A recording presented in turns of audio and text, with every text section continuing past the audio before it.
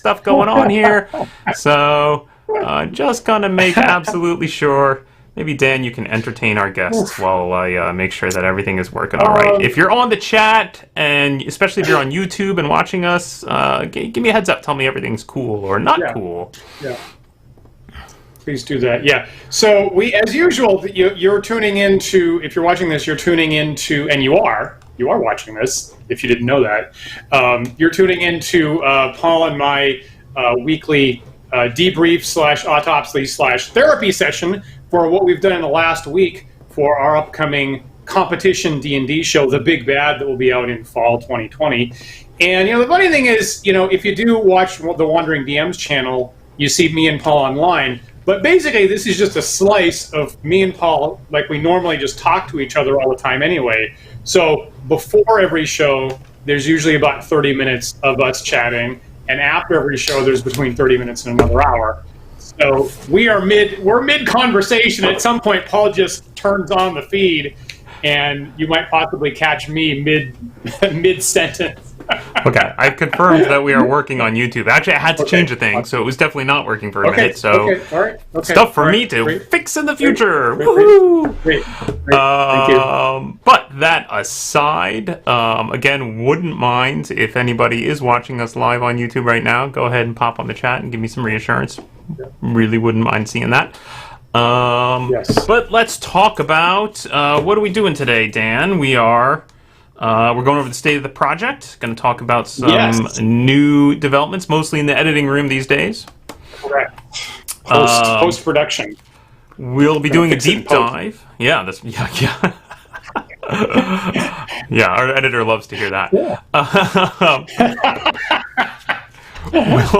We'll be doing a deep dive on our final competitor announcement. Right, last group we're announcing publicly. And we'll be doing a character highlight on Turpin Bravebow, I believe. Is that right? Do I have that right? Correct. Excellent. Yes, correct. Our halfling ranger on the roster of the Big Bad. That's correct. Yeah. All that and more on the Big Bad Development Diary.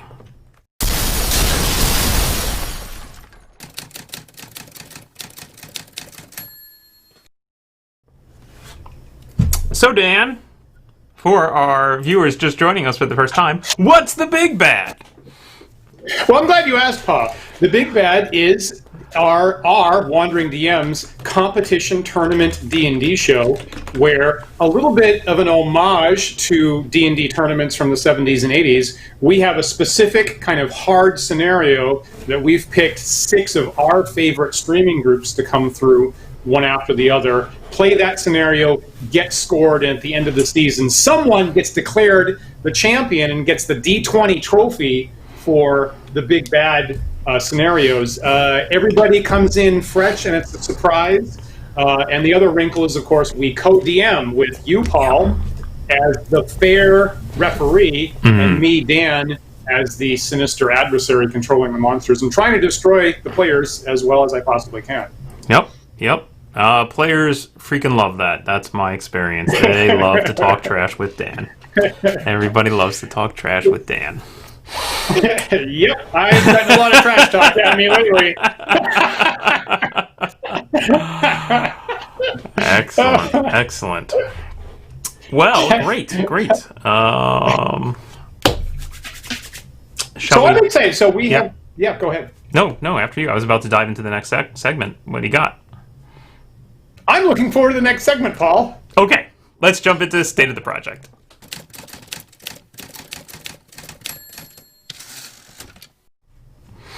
What's going on, Dan? What are we working on? Yeah, we're in post-production. We are doing a lot of video reviews and feedback and notes and exporting and making new versions and rewatching those. It's really a 3-man project, right? So, we're the face people, of course, but we also have our Hollywood-based editor, and it's really the 3 of us working long distance now, reviewing all these episodes, cutting them down, making sure that they're polished as well as can be. How much have you been watched lately? A lot. And actually, I find myself actually doing some little bits of periphery editing myself, preparing graphics, working on the trailer, all kinds of building the promos for this very show that we're doing right now. Yes, yes, and it's interesting seeing you, Paul, get better at that, because I think a year ago that wasn't your number one skill, but of course you've, like anything, ramped up really, really fast. So here, let me peel back the layers here and tell you a little bit about the history of this. So our editor is Russ, who I grew up across the street from. Russ used to live across the street from me when we were in elementary school, and we were best friends all through our young school days. And he has always been into film and editing and video production in one way or another. He was the kid who always had the video camera in hand, VHS or whatever it was at that time. Great. When we were about 13, we made several episodes of the Russ and Paul Show, which I have on VHS somewhere in the basement. Yep.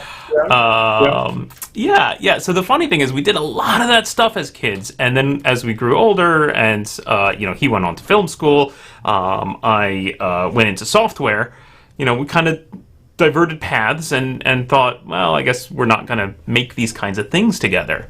Now here we are making these kinds of things together. It's really the first time as adults that we've worked on a project like this together, and it's freaking wonderful. I love it.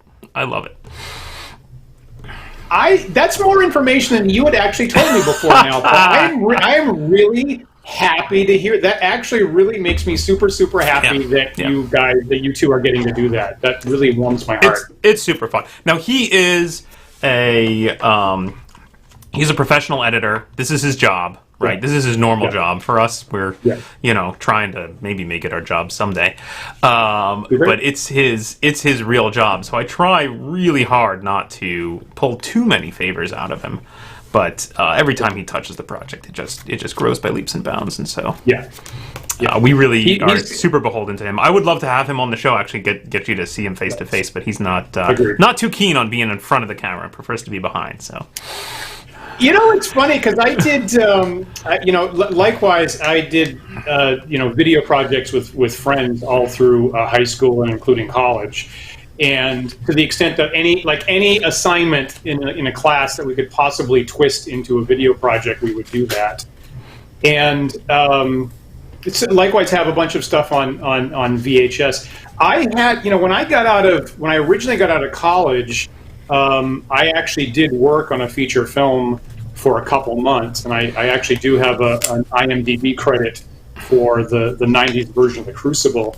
And the interesting thing is, at that time, I really thought I might go to film school.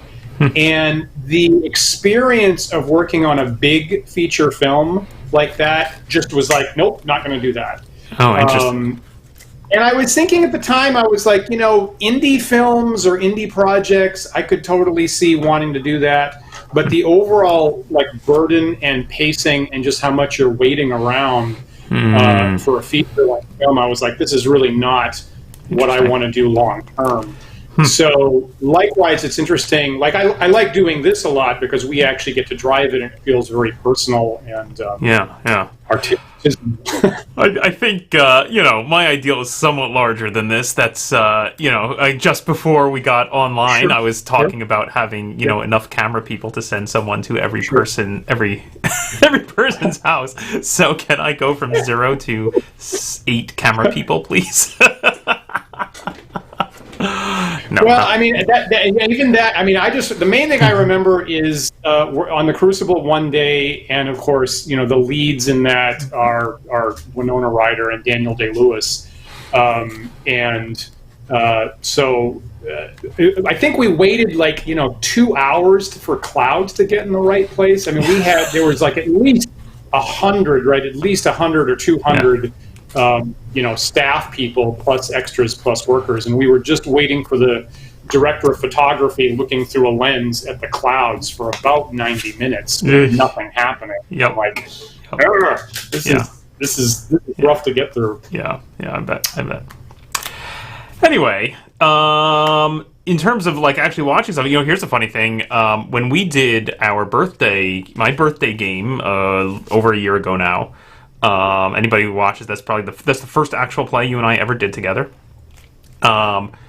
We were playing a game around my table here in my in my living room and had I had rigged up a projector to point down at the table, and was using that for the map. Right, and you'll see that if you watch that stream. You'll see it. We even had a camera trained on the table to pick up what was being projected. So I had that camera. Look for Paul's birthday game on our channel, and you'll find it. Yeah.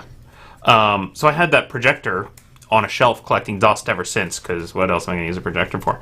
Well, these days, I'm using it to watch cuts of The Big Bad. I've actually taken it out, dusted it off, discovered that actually our guest bedroom is got a big blank wall and very easy to pull the curtain shut and get very dark.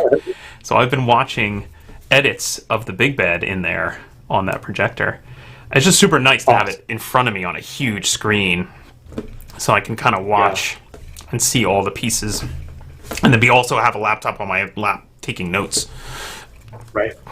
We'll probably. I think I have a photo of what your current setup is. I should probably put that actually on our Twitter feed for people to see, because that's pretty cool too. One thing. So obviously we are, getting Russ's bits of spare time to help on our editing as. He dodges work and other projects and possibly a feature film that he's working on in the near future. And I almost want to ask him, like how many times does a director normally wind up watching a feature film or a TV show? Is it like, do you expect to watch it through 6 times or 10 times or 20 times? And, of course, you and I, Paul, we were talking about this week. And, when do you, I'm going to just watch this 5-minute snippet that we watched? Or are you committed to, feeling the whole arc every single time? And it's a question that I hadn't thought about before, but that's you possibly wind up watching it many times. Yeah, and I'm wondering what's standard now. Certainly, I've watched the first episode of The Big Bad a lot of times at this point. Yeah, and I'm kind of hoping that we get better at it, and we have fewer back and forth, so I can watch it fewer times. Not to say I don't want to see it, but it's a lot of times to watch the same thing over and over again. Right. I bet Russ would tell you it depends on the director. That's what I bet he's going to say. Okay. Now the other icing on the cake for us is, of course, we are directing ourselves, right? Yeah. So it's a fairly rare. It's not like it's unknown, but it's a fairly rare situation for a director to also be an actor. Yep. And there are times when I'm sufficiently invested in this, and I'm so excited about it that I'm prone to have a nervous breakdown watching myself on camera, trying to make objective, feedback about what's happening. And so I'm wondering how, someone like Taika Waititi, who had the movie last year where he directed himself. Is it that difficult for other people, or do I just have a psychiatric problem? I think various people have difficulty watching themselves on film, right? Certainly there are flaws that I only see now of myself, and I've vented some of those to my wife, and she's just like, "You're just watching your own face too much. Just relax." There was the other funny thing is weeks before, I think before we even got into shooting, maybe I can't remember. I was watching this series. There's a series of just one-on-one interviews with various actors, which I stumbled on Amazon Prime, which I think was made by GQ. I want to say GQ made it. Yes, I've watched a lot of those, actually. Yeah, have you? There was one, I can't remember who it was, but there was one particular actor. Actors on a Scene? I don't remember what the name of it is, but the point was there was one actor who was talking specifically about directing himself, and he actually had some really good advice about you really, when you go up there to do your own scenes, you really have to give yourself more time than you think you should, right? Because the inclination when you're directing yourself is to cut your own stuff short, and focus in on everybody else. And I was like, yeah, I could see that. I definitely do not think about my own presence as much, and don't worry about my own, whatever. I'm fine. Just make everybody else look good. And you're worried about time pacing everybody else. Yeah. Interesting. I mean, like your story. Probably in that case, you're worried budget. I'm seriously wondering about what kind of heart attack was that cinematographer having watching the clouds and going, every minute I watch these clouds are not in the right, I'm burning budget. I will say he didn't look bothered. Yeah, he seemed I feel he seemed very Somebody was freaking out. Somebody was freaking out. Right, I agree with that. Right, there were the director maybe, and there were a couple of producers on the scene. Yeah. They, I would expect, were probably having trouble. But he seemed very serene about what was happening, and no one was going to pull him off. That guy was making a stand. It sounds like. He seemed to have the power. There was nobody interrupted him in the entire 90 minutes. We all just sat there just watching him watch the sky, and he seemed 100% totally serene, like the Emperor of France. That's funny. That's funny. Well, we've gone off on a bit of a tangent here. I do want to say the major point that I have in my list of things here to talk about in the state of the project is that we are very deep into the trailer right now and expect to be releasing that fairly soon, right? Like that's in the near-ish future. I'm looking forward to seeing it publicly, because when you first cut that together, I as I said, I literally lost my shit. I had to get up, stomp around the house. The cat had to come over and calm me down, because I was like, this is the most, and again, I'm biased, but I'm like, this is the most marvelous thing I've ever seen in my life. I can't fucking believe that we just made it. I mean, the point I made to my wife Jen the other night was, you know what? The trailer will be the most successful thing on this project we make, because more people are going to watch it than watch the show. So the trailer has to be, just got to be. And I'm pretty happy with the point, the level of conversations we're having about specific detail. I'm like, yep, that's the level of detailed conversations we have to be having about this thing. Yeah, I'm really gnashing my teeth wanting to release that publicly, because I could. It just absolutely blew my mind when I saw it. Yeah, we'll premiere it here on this stream, so keep your eyes peeled. We will announce it as soon as we can, and it's a little ways off yet. On that point. Yeah, on that point, we should also remind people that the other major thing we're working on, of course, is our subscription drive that we have going on at the moment. Yes, good point. We have, if you go to our website at wanderingdms.com or any of our social media by that name, you'll see that for the month of September, we have a subscription drive to get more people to subscribe on YouTube. And our hope, frankly, is to help people that if they are subscribed on YouTube, then they'll get notifications when new episodes of The Big Bad get released in the fall, or new trailers that we release in the lead up to it, or things like that. We have a whole bunch of prizes that we put together to encourage people to click through and subscribe. And remind me what the grand prize is called. Grand prize is the Wandering DMs collection. It is one of everything we've ever made. You're gonna get a shirt. The Big Bad shirt signed by us. You're going to get the print copy of the Book of War, Dan's Book of War, with a description by him. You're going to get a physical deck of spells, which is based on your Book of Spells, but each spell on a single card. So you get a nice deck of spells cards put together by Paul. Yep. You'll get the 2 modules I've published so far, which include R.A. Salvatore Presents The Vile Crypt of the Reawakened Sisterhood. You wanted to see if I could get that whole thing out in one mouth, one statement. You totally saw it. I was watching for that. You didn't throw me. I got it. I said the whole thing. And the other one's called Mirror Mirror, which is available for both 5th edition and OSR versions, available on Drive-Thru-RPG. But you'll get free copies. Anything that comes digital form will be jammed onto a nice little thumb drive. And then the first place winners will get everything as a digital copies of all that stuff. All those things. I think maybe not the deck of spells. I think they'll get the book of spells, not the deck of spells. Right. But all those things is digital PDFs. How many first prize winners are there going to be? I think there are 9. Yeah. Okay. 9. Yeah. Great. So feel free to if you happen to be watching us on Twitch at the moment, go to our website, go through that subscription drive. Get on YouTube. You'll immediately be in the drawing for all that for free. Feel free to tell your friends. So if you have a friend that gets in the drawing and you wanted access to any of that stuff, you can just share it between yourselves, of course. So feel free to get a friend to go to our website and click through the subscribe drive and you can use it for your play group when your next game comes around. So, and perhaps more importantly, you'll get notified when new episodes of The Big Bad come out.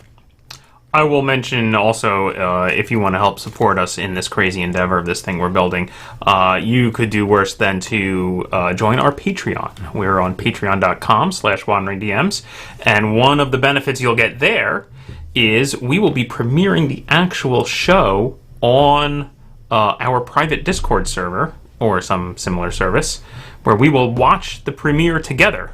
And you and I will be there and maybe making some funny comments or just crying. I don't know.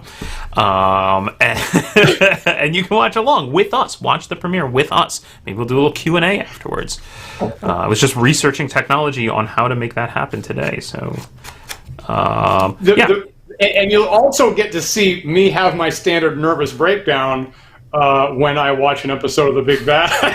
There you go. So you'll get to see live exactly what I'm talking about with the incredible psychic stress that I go under when I watch it, because it's really, and the main thing is it's like I can't believe it's as awesome as it is. The main thing is that my main reaction when I watch the cut is this is too good. I can't fucking believe this is happening. And I just in my imposter syndrome issue, like I just assume a second later it has to collapse. Every single second I'm watching it, I'm like, well, clearly this is just too good, and karma has to come around, and within the next minute this whole thing has to collapse. And it doesn't, and it doesn't, and it doesn't. And I'm like, what's going on? Why is it going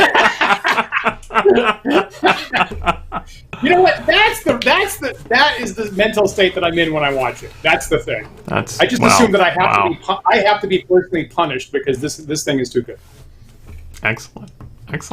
So yeah, join our Patreon. Come, you too can join our virtual premiere for as little as $1 on our Patreon. So come join the Patreon. Our patrons have been growing lately, and that's been really super gratifying. And yes, we appreciate their support so much. And we have that, and actually after our Sunday talk show now, we've been hanging out in the Discord server that's private to patrons and chatting face to face with some people for the first time in the last couple of weeks. So that's actually been a nice addition as well. Yeah, I agree.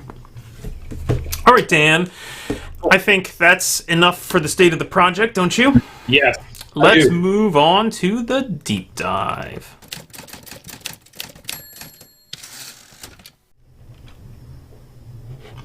So, our last group. You ready? You want to do the honors? Who is it? I don't remember who it is, Paul. You don't remember? It is none other than WebDM. WebDM will be joining us. That is Jim Davis and Jonathan Pruitt and Emma Lambert. And,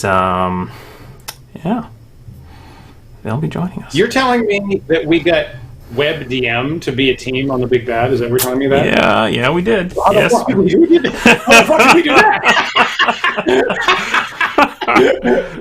Indeed. Who the hell did we bribe to make that happen? Fans of our show will know that we've actually had interviews with both Jim and Emma in the past. We haven't had Pruitt on the show yet. Maybe someday. That'd be great. I have a little clip. Actually. We should mention Rudy. We should not forget that Rudy was part of their team, right? Yeah. Yep. That's Rudy Basso. Yep. To round out their team. Yeah, actually the smallest team we had, actually, with only 4 players. So that's interesting. Yeah, I wanted to talk about. I mean, we love those guys. We love the WebDM guys, and Jim and Pruitt obviously have appeared on camera all along for them. But, we've gotten to interact with Emma as well, had her on the talk show. And I am really happy that we get to give her extra FaceTime, actually, because she's equally wonderful to the rest of them, and she should have her own shows and stuff like that. So I'm delighted that we had her on the talk show and that we had her on The Big Bad as well. I agree. They are a real powerhouse. I agree. In fact...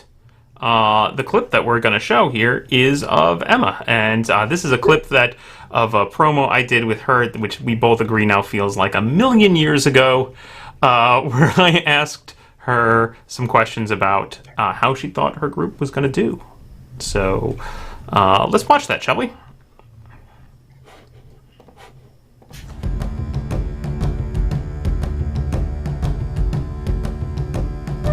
Hi, I'm Emma Lambert, and I am one of the partners in WebDM. I think the best part of D&D for me is going into something with your friends and not knowing what is about to happen. And being able to collaborate and do something that none of you intended and having it be cooler than anything anybody thought would happen. We've been playing together for me, about 15 years, and for the guys, over half of their lives. So I like to think that we know how to make things work and assess situations and get to work. So I'm hoping we're going to crush it.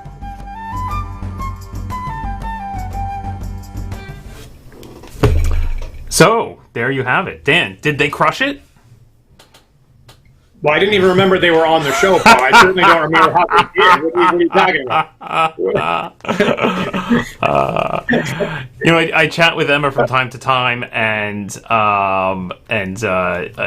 we still have not yet shot the final awards ceremony episode of The Big Bed. That's still on our future.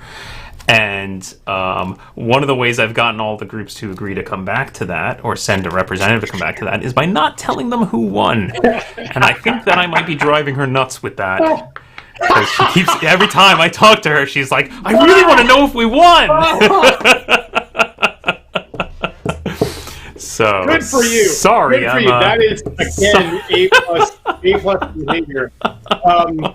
They're very knowledgeable players, and they're very committed players.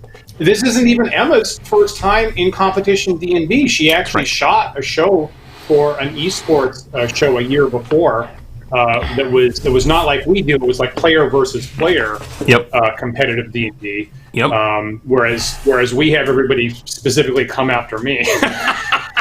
But among the things that happened there was Lord Gasumba. People know them well enough that I had other groups ask who else, before they came on the show, who else is among the competing teams. And if I said that WebDM is one of the teams, like Lord Gasumba's initial thing was, that's who I want to beat, is what Jay is like. I really, really want to beat the WebDM people. That's my number one goal, just beat them.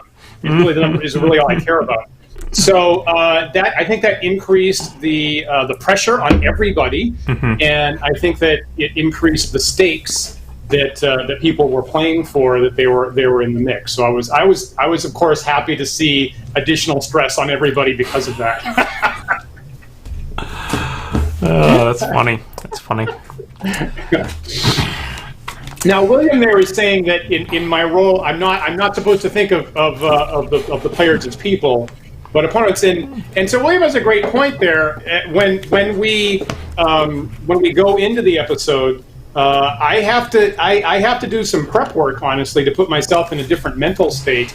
And the other thing I'll say is that I got more expertise at that as time went on, as a matter of fact. So I was actually studying that very issue and how to get myself in the right mental state. And you might see WebDM was among the later episodes that we shot, and I think if you watch the arc of the 6 episodes, you're probably going to see that I get more and more serious about it over the series. And if we were hypothetically to do a season 2, it would be like really extra dreadful for the players. Yeah, I agree that's something that I've been working on, and it's a weird, interesting skill to practice, of like healism. Well, as I recall, the aha moment for you, right, was sort of breaking it apart into 2 roles and saying, like, I'm playing literally 2 characters. So I'm Dan Collins playing the big bad, who's playing the villain in this game. Yeah. Yes, that's very interesting. I think it's very interesting. It was, for what it's worth, it was along about episode 3 that I finally had that epiphany working with my acting coach. Honestly, that there's at least 3 levels that I'm working on, and that certainly helped me a lot. So so that's the state I was going in, at least halfway through. Yeah. Excellent. So what else? So I made a point earlier that they were our smallest group. Now, when we contacted groups, we said we wanted from 4 to 6 players. Yeah. And actually, the majority of our groups, I think, are 5, right in the middle. We got a couple groups that are 6, but only one that was 4. Yeah. Correct. And so we had questions. Now, we're going to have a later Dev Diary another week where we're going to dig specifically into the scoring issues. Mm-hmm. So we had questions from other teams where they were like, well, you're allowed to have 6, but we only have 5. Have we just lost immediately? Right. And so there was certainly concern about a smaller team having a harder time against the challenges that we were putting at them. We did not scale the challenges to smaller teams. We still had all the same monsters, even for smaller teams.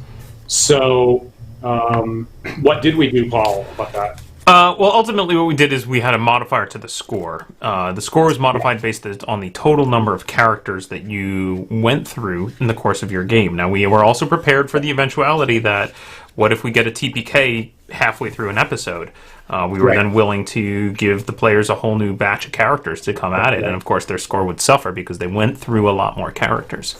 Right, exactly. And again, we have a roster of 12 PCs, so worst case scenario, we were thinking we'll get a team of 6, they'll come in, get TPK'd, and we can just have them run back in with the other 6 characters. Now here, I propose this to you, Dan, though. The interesting thing is the mentality there was, if I have fewer characters, I have fewer resources, therefore I'm at a disadvantage.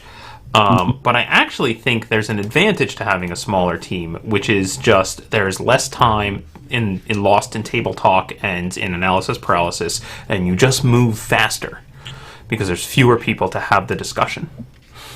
I think in our testing scenarios, we started to see that before we started to shoot real episodes, and that's a really subtle, nuanced point. I'm glad that you're reminding me of that, Paul, actually, because we've seen that sometimes in convention-type games. Mm-hmm. Like, I totally saw that the last time we had our annual personal HelgaCon, is I had 2 sessions of classic Slavers modules, and I had one group that only had 4 people, and I had another group that I think had 7 or 8. And I totally saw that. I was really surprised that the small group was efficient with their time and their network of communications in a way. And that is a really good point, that there actually is kind of an invisible, hard-to-see possible advantage in just your communication efficiency. You're right. Yeah. So we thought of all these things, honestly, and we tuned that scoring modifier based on that. And I will say I'm very pleased with the way the scoring went down, and I don't think that any group had a specific advantage simply based on numbers of players. And actually, honestly, I went back and recalculated the scores a couple times with different options just to sort of see what would happen. And maybe that's something we will touch on in the award ceremony episode. So that's interesting stuff. I don't know, Dan, you and I have thought about tournaments and tournament scoring quite a lot. So we did not come into this blindly or lightly. We have done a lot of research in existing tournaments and running our own tournaments, and I think that our scoring system's pretty solid. I like it. I'm glad, I felt like we were well situated to, create our own scoring system for that. Tweaked it a bit in the testing sessions. You and I went back and forth conversing about it. And, to begin with, there were some, in the early stages, there were like, is this too weak of a boost for a small team? Is it too much? Is it too much of a penalty for losing one PC potentially? And I agree that I think we got something pretty well balanced. Yeah. Now, to bring it back to WebDM, because that's who our deep dive is on, right? WebDM. Let me just pull back the covers a little bit about what kind of team they are, right? Sure, I know the other teams want to beat WebDM because WebDM is popular and well known, and of course, who doesn't want to take down the most popular kid? But I realized what kind of a team they were when I got asked the question, can we set up our own private chat amongst each other that the DMs don't see? And when I got that question, I went, oh. Oh. Can I tell you that I just spilled my water all over myself when I heard that? Yeah. So look out, other teams. Yeah. You may want to take down WebDM, but it's not going to be easy. I think the exact sequence, if I recall, the exact sequence was they asked, "Can we communicate between ourselves?" Right. And you said, "Well, the actual video software that we use has text chat." And then Emma asked, "Will Dan see that?" And Paul said, "Yes, he will." And Emma said, "Well, then we're going to set up our own side panel that he can't see." And again, it's one of those moments of like I had when you told me that, it was like a laser hit my head. I was like, oh no! Oh no! Like I never would have thought of that in a million years. And I was like, wow, this is like really next level stuff that's happening here. That was like, Yep. I mean, as Emma said in the clip, right? They've been playing together 15 plus years. They've had a lot of practice at it, and that I think. That is the real boon. And now, we'll say this though: pretty much all of our groups have been playing together for years, right? Like that was in fact, we looked for that. We specifically looked for that in our teams. We wanted teams who were used to playing together, right, so that they could bring their A game. So, yeah. And I mean, 15 years, that's a very respectable amount of time. Now, admittedly, it is not as long as you and I have been playing together, Paul. But, right? You know, good. I'm not going to poo-poo it. It's something. Good for them. You know, good start. Good start, WebDM. Good start. Someday you'll be playing together as long as we have. I think that's actually impossible, Dan. Until we die. They're good. It's a good start. I think someday their D&D will arrive. Now, I can almost hear the comment from Emma at that point of until they die.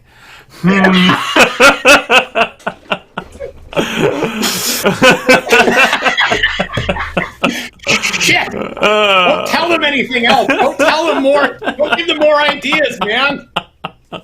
Jesus. Oh my goodness. Yeah, what is the wandering DM bug factor? They were a great team. They were a great team that we got to play with. Really enjoyed that game. Yeah, they're so much fun. I hope that you will see more Wander DMs and WebDM jams in the future. Yeah, agreed. We're talking about that, and it's really wonderful to interact with those guys. They're great. Yeah. Excellent. Anything else to say there, Dan, about WebDM? I'm just looking forward to finding out what the hell happened in that episode, Paul, when that gets released sometime this fall. It was so traumatic that Dan has blocked it out of his memory.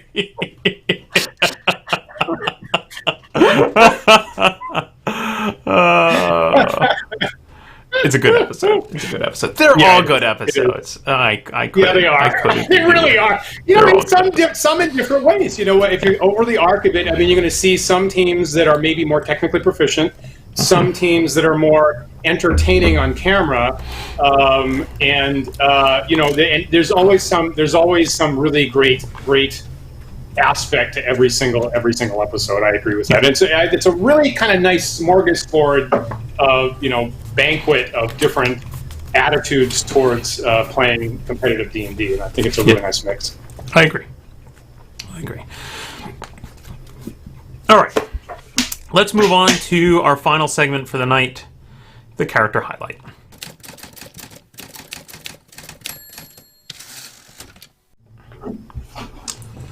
All right, tonight we are talking about Turpin Bravebow. Who, wow, when you see the miniature blown up this big, he's maybe a little heavy there on the eye makeup. Maybe lay off the eyeliner there, Turpin. I've actually always kind of liked that. So so Turpin Bravebow is a halfling ranger, and we are accustomed to halflings or hobbits, as some of us still want to call them, being friendly and nice and loyal and appreciating creature comforts like a warm home and a good meal, and generally being warm and fuzzy and a nice hug. And I kind of don't mind here, Turpin's miniature that you put together, Paul, being a hobbit and then these eyes that are just like really hardcore,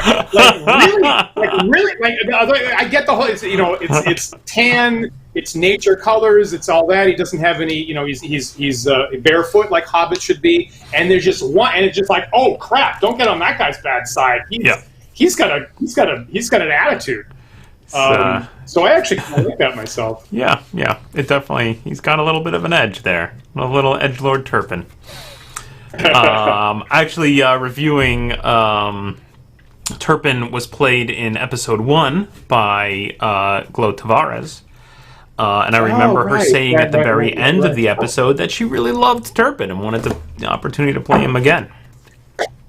And Glo, because I was watching obviously a cut of episode 1 this week, and oh my god, I love Glo so much. She's so good on the second best team in that episode 1. Yeah. And incredibly rules knowledgeable, like really stunningly rules knowledgeable. I think that was the first time adjusting from our testing groups to our real group, where it was like 2 or 3 tiers above our test groups as far as like seriousness about rules knowledge. So that's high praise from Glo for Turpin, I would say. Yeah.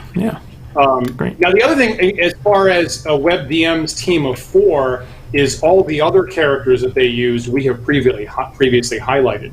So if viewers do go to wanderingdms.com, click on the big bad, you'll see the 7 characters that we've highlighted to date, and among them are Phalar, the elven cleric, Hadrad, the half-orc monk, Khaim, the human barbarian. Those are the other 3 that WebDM used, and they're all on our website. And Are you telling me, Dan, that WebDM didn't bring a wizard of any kind? They didn't. They did not That's bring an interesting any choice. Spellcaster. Yeah. And I only know that because I'm looking at my written records here. I'll point out. I'm digging up my database here, and yes, according to my records, if I didn't record that wrong, they did not bring a wizard or a druid or a sorcerer or a warlock or any kind of offensive spellcaster. Fascinating. That is an interesting choice. That was a unique. Again, among the twists and the zigzags that they threw at us, I did not see that coming either. Yeah. So, yeah. Very interesting. What the hell was that? What the hell was that? So anyway, so Turpin has a couple spells, right? So as a 6th level ranger, you've got maybe 4 spells, I think. Hunter's Mark, something like that. Some things that do an extra die of damage. But Turpin is optimized for missile combat. Yeah, I was going to say all those spells essentially just make him even more of a badass with the bow, right? Right. Like all of those just ensnaring strike and there are some. I'll say this: there were some characters, right, like with Hadrad, that we were wrestling over different things to prioritize. Right, with the monk, you want good dexterity, strength is important, wisdom is important, and we were getting feedback, between us and some of the play groups about move one thing up, another thing goes down. But with Turpin, it was pretty straightforward. He's going to be a missile combatant optimizer. He has 18 dexterity. He has the highest dexterity on the entire team. He's got the highest dex saves. He's going to do everything he can to make the missile weapon good. We gave him bracers of archery, which increases damage on that with the short bow. Yep. So he's very... Anyway, now, as a halfling, his movement isn't super great. His movement is 25 feet, which is on the low end for the team. But who cares? He doesn't need to run up and get melee combat, right? He can stand off anywhere he wants and snipe from basically any place in the standard D&D room, and he's fine. So very powerful. I mean, one sort of real interesting nod away from just pure min-maxing here on Turpin is that he is a halfling, right? So he can't be carrying a longbow, right? He's carrying a short bow. Correct. Are you worried any players are going to come at us and say, like, are you kidding me? Why would you min-max a ranged combat bow and make him a halfling? Nobody said that. No, nobody said that. We didn't get that criticism. Now, I don't know. Maybe someone didn't pick him. Maybe some team didn't pick him, having made that assessment you just made. And let me tell you, when you're taking that many shots per round, it doesn't suck to re-roll your ones. Correct. Right. The Halfling luck ability in 5th edition. Yeah. You have to. So, and I guess we should talk about how many shots does he get.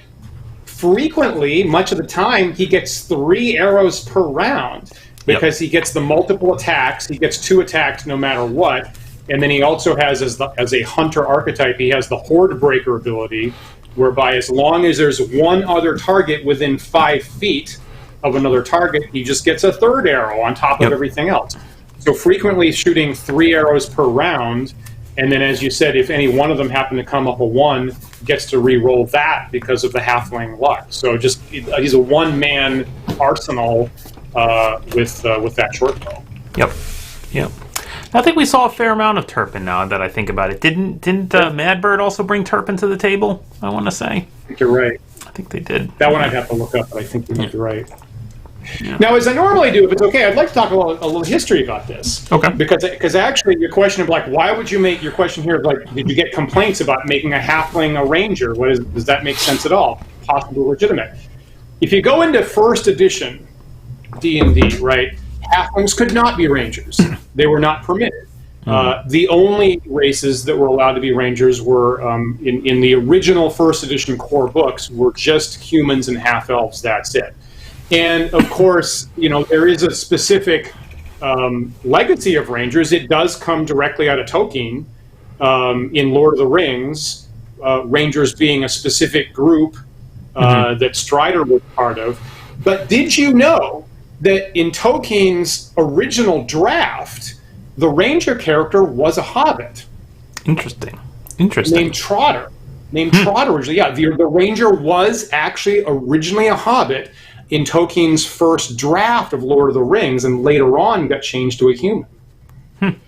So in some sense, it certainly is. Even though in the 1st edition core rules, it wasn't permitted. There's certainly a tradition which halflings should be the rangers. And one of our friends of the show, Zach Howard, who runs the Xenopus Archives site, had a really great article. I think it was about 5 years ago, titled "Halflings as the Rangers of Holmes D&D." And yeah, halflings have bonuses with missile combat, really big bonuses in original D&D. Actually, they have stealth. They can hide specifically in the woods and the wilderness, both in chainmail and basic D&D and things like that. So in some sense, whereas basic D&D didn't have a dedicated ranger class, if you want that kind of thing, you pick a halfling because they kind of have all those abilities already. It's funny. I remember as a kid growing up that the stereotype was always to make your halfling into a thief, right? And that's probably just building off of the sort of Bilbo the burglar kind of tradition there. Personally, when I got back into original or old school D&D, playing mostly BX, my favorite thing was always to make them fighters. Gotcha. They armor them up. With that +1 with missile weapons right at first level is huge, right? And then I'm thinking for my inspiration, Merry and Pippin from the last Lord of the Rings movies. And I'm thinking, why not? They're little powerhouses. It's great. The only downside is no large weapons, but I'm not too bothered by that. Yep, I agree with that. The rules in traditional D&D, the differences between small weapons and large weapons are actually not that large. I was doing an analysis of that in the last week. Actually, they're not that big a difference, to be perfectly frank. And my last long-running D&D campaign, our friend Lauren, same thing. Picked a hobbit, as I call it, made it a fighter, and was the frontline powerhouse for the entire campaign. In fact, the only character that survived the entire 2-year campaign, as a matter of fact. Everybody else came and went, but Lauren actually, maxed up the level, found a magical way to increase level, and the most powerful fighter in our game was, you guessed it, a hobbit. The other thing, depending on how your DM runs, isn't it nice to have a short character in the front row, so the second row has a free line of sight of fire over them? That's pretty convenient, too. Right, and in fact, the fact that they can't use large weapons means they're probably got a shield in their offhand, which means they probably have the best armor class of anybody in the group. Yep. definitely possible. In our particular case, the halfling used a normal sword two-handed. Is at least the way that I ruled. Even for a normal sword, you had to use it two-handed. So did not have a shield for that purpose. But interesting. I think that was my line. Yeah. But anyway, so pretty. So I like having. Look, I'm going to call a hobbit a hobbit. I like having hobbits in the game. I like having them be a serious contender. And even though it's not, for me, it's not technically a first edition thing, I really liked having a halfling ranger because, frankly, I'm going all the way back, even past D&D, pre-publication Lord of the Rings, and I'm giving you Tolkien's original idea for what a ranger was supposed to be, and here's Turpin. Yeah. How was facing off against Turpin as the big bad, Dan? Well, it was. I mean, I guess I don't want to get into too many of the details of what resources I had on my end. It was. I feel like it was one of the characters, though, that definitely gave you a lot of trouble. That you had to come up with a lot of interesting ways to avoid Turpin. Correct. I did.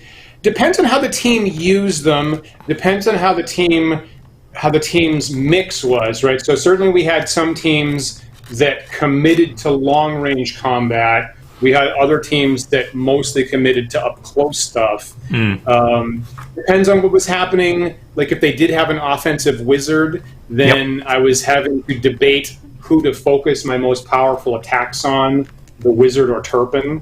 So sometimes Turpin got the benefit of the doubt because he wasn't the number one priority in a particular round. Still pretty high up there on the list, right? When you're talking about you've got monks and barbarians and clerics with the war god stuff and lightning javelins. You're surprising that this little guy with his bow actually ranks pretty high up there on the threat list. It's a pretty good deal to be able to just stand wherever the hell you want and just unleash a whole lot of damage, as Turpin was able to do. So I think I agree with Glow that he's a good choice. Yeah, I agree. Excellent. All right, Dan. Anything else to say here about Turpin?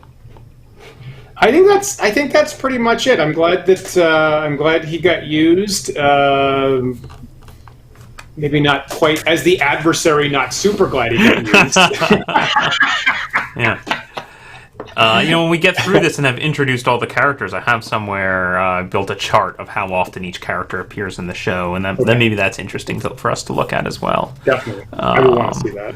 Yeah, although I'm sure so many things go into it. Right? How people pick their characters, I'm sure some people are looking for the most pluses, and others are just like, I love this type of character, or just some weird thing about this character shouted out to me, or party composition was an important factor, and I knew we needed these abilities. Right. Yeah. I'm just looking. It's interesting that the WebDM team has a variety of move rates. Actually, they pick the fastest moving character. They also pick the slowest moving character in Turpin. So. Yeah. I wonder what they did to come up with that mix. Very unique mix that WebDM picked. It is very interesting, and I have I have my own theories, which I will hold to myself until the show airs. I will be very curious, though. I guess maybe in the award ceremony episode, I'll get to talk with some members of WebDM and ask them how much they considered certain aspects, what things were intentional and what things were just happy accidents. Gotcha. Yep, I will be interested in hearing what they say about that. Yeah. Cool. All right, great. Well, that, I think, wraps it up for us tonight. I will just remind everyone again that we have the subscription drive going, so please visit wanderdms.com, join in the subscription drive. Also consider taking a peek at our Patreon. Maybe come join us on the chat on the Discord. I would love to see more folks on our Patreon Discord server chatting. Anything else? Dan? Look for other upcoming shows this week, mainly on Thursday, the 10 Dead Rats show with Paul that happens 8 to 10 Eastern Time right before your new Critical Role episode. We do have the Saturday War Game currently on hiatus because our schedules have changed recently over here.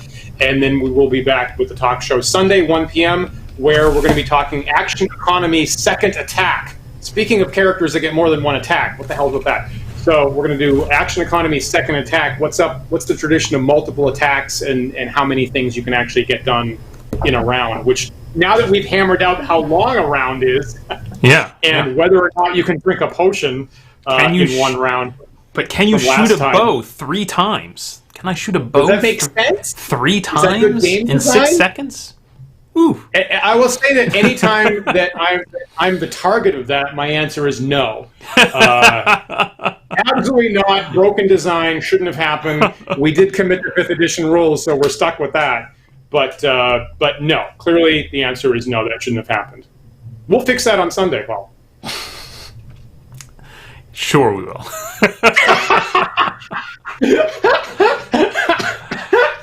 All right, everyone. Thank you for joining us. Really looking forward to sharing more about this wonderful show with you all. And until next time, thank you for joining us, and see ya.